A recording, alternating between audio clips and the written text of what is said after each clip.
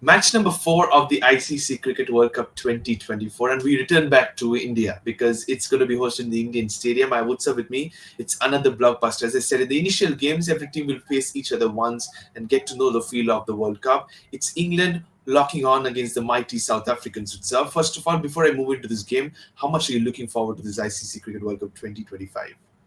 Yep, quite a lot. The last couple of World Cups we were on the wrong side of things. Yeah, we have never won it actually, and with the team, gelling around well, they have done well in England. So you expect good things from them, especially with the kind of form Smith is carrying. You have to be looking forward to it, and especially those knockout matches. It will be very interesting to know that to see whether they have learned to handle the pressure in the death over in the Absolutely. knockout. Have they learned to take on the nerves and get over the line? And you said about 2017, 2022, we have come so close yet so far. Your thoughts on how can it change? Because you have just behind you have a picture of jersey number 18 there. And in women's cricket nowadays, we also say that whenever Indian player jersey number 18 steps out to the middle with the bat in hand, we expect a ton from her. That is Smriti Mandana. Will India shine once again, according to you, before we move on to this game? Well, I mean, you don't. It is never a good place to be at. Be over reliant on one player. We have seen it over the years in the men's cricket when we did not have a trophy for 11 years. And being reliant on one player is not going to make it. Players like Harmanpreet has to step up, and the rest of the players, Sneh, Rana, Deepthi, all of them have to be right up there. And that is only teamwork can make you win a World Cup, not individual performance. 100%, and absolutely agree with you. But talking about this game, it's England versus South Africa, and things cannot get any bigger at the moment. But first of all, Utsav, straight away, if we talk about these two teams' quality sides, England's top order versus South Africans' seam attack with the likes of Marizan Cap and Kaka with that new ball. You have England. England have so many top order batters. They have Tammy Beaumont. They have Amy Jones. It's an ODI format, so expecting Amy Jones to open up the order. Danny Whitewatch is there, and you also have the likes of Sophie Dingley. Your thoughts on what could England possibly go out with, and similarly with the two seamers South Africa have? Yeah, I think England has a very England is entering this World Cup on a very huge note, very high on confidence. They lost the home series, but the two warm-up matches they have beaten both India and Australia pretty convincingly. Their entire batting seems to be clicking. Not everybody scored runs in the warm-up matches, but Tammy Beaumont had runs before entering the World Cup. Amy Jones has runs in the West Indies series. Sophia Dunkley has scored runs in the warm-up games. Nat Stewart Brunt has scored runs. Heather Knight is among runs. Alice Capsey is among runs. So the entire batting unit is clicking at the same time, That's and that exactly is what they need. yes, that is exactly what they need. Absolutely. You said a little bit about the captain herself, and I come to her straight away. Natsuki Brand, is she the backbone of the England side nowadays? Yes, definitely. Not, I mean, she has been for quite a while now, and has to be because every time Natsuki Brunt comes onto the field, it just feels like she is playing in the position of three, four players at the same time.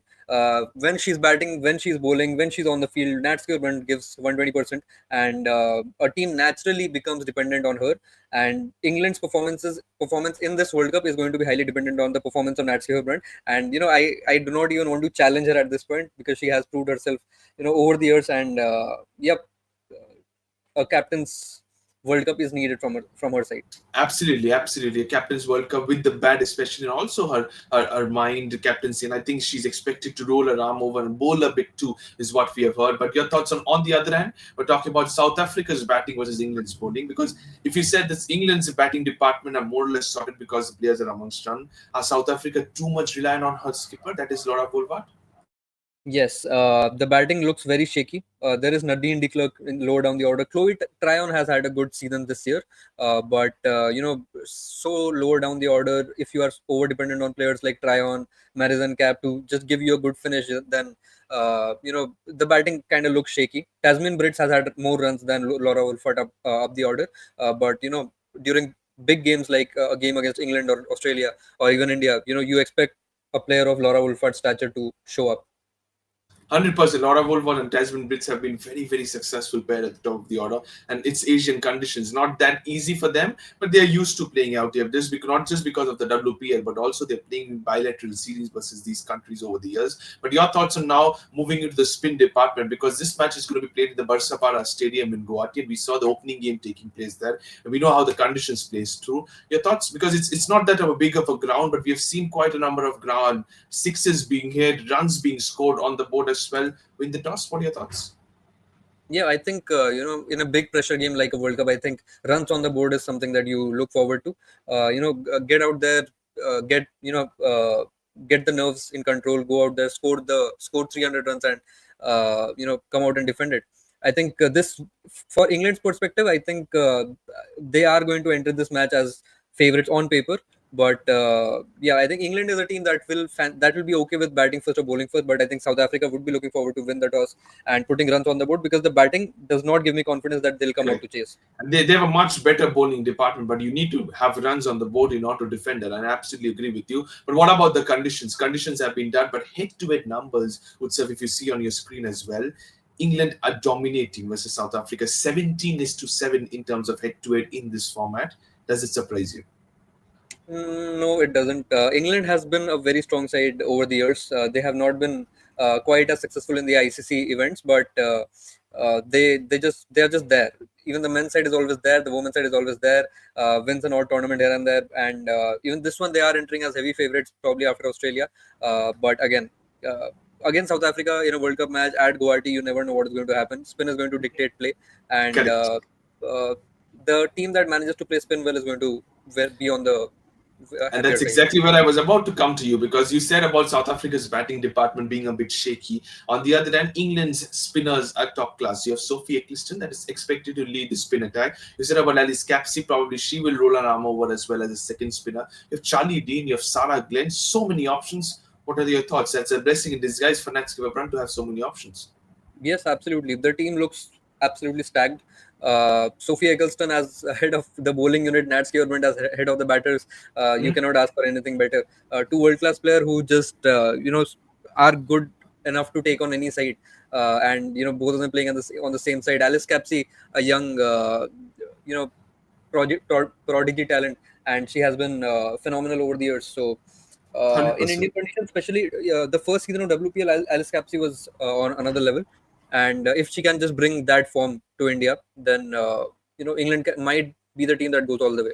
Absolutely. She also did had a decent, I shouldn't say, I should say decent 100 recently that concluded as well, but not that great enough because the team did not end up winning it. But your thoughts now move on to the players to watch out for. And what's up? Let's take a look at that. Two players from each side. Nat Skipper and Sophie Eccleston are my two players from England. Laura Wolvart and Marison Kemp are from South Africa. And an X factor, as I always go for, that is going to be Charlie Dean, according to me. Your thoughts on that, please? Any changes? Yeah, this looks pretty much spot on. Nat Skewer, Brunt, Sophie Eccleston, you cannot look away from them. Laura Wolford, Madison Cap, similarly from the South African side. And look, speaking of the X Factor, Charlie Dean is going to come very handy on pitches like these. But during the first leg of this World Cup, I'm expecting fresher pitches with runs on the board. And maybe I'll go with a batsman. Maybe I'll go with Sophie Dunkley or a Nadine de Klerk who can Oh, Nadine de wow. Klerk can give me all-rounder abilities. Yeah. So I am expecting some runs on the board and players who can bat. Uh, and Just because of the freshness of the wicket, because it's going to be early days in this tournament. yes, absolutely, the pitches will be Oh, fresher, and I'm expecting runs on the board. so you're saying Nadine Dale Clark or maybe a Sophia Dunkley, according to you, could be your X factor rather than a Charlie Dean. Fair enough. But what about the predicted 11? Let's take a look into that, starting with England 11. England 11 looks like this time Bevant and Amy Jones are my openers. No Danny Whitehorse, according to me, in this side itself. Sophie Dunkley, Natskiva Brunt are there. Heather Knight, Alice Capsey, Sarah Glenn, Charlie Dean, Sophie Eccleston, Lauren Phelan, Lauren Bell. So two genuine seamers alongside filled with so many all-rounders. South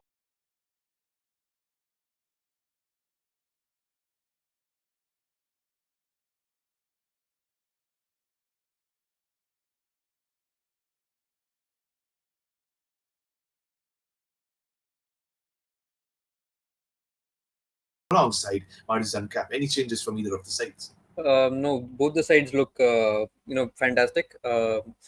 Looking at the South African side, Malaba and Klaas have had a good season this year. Nadine de Klerk has been around as well.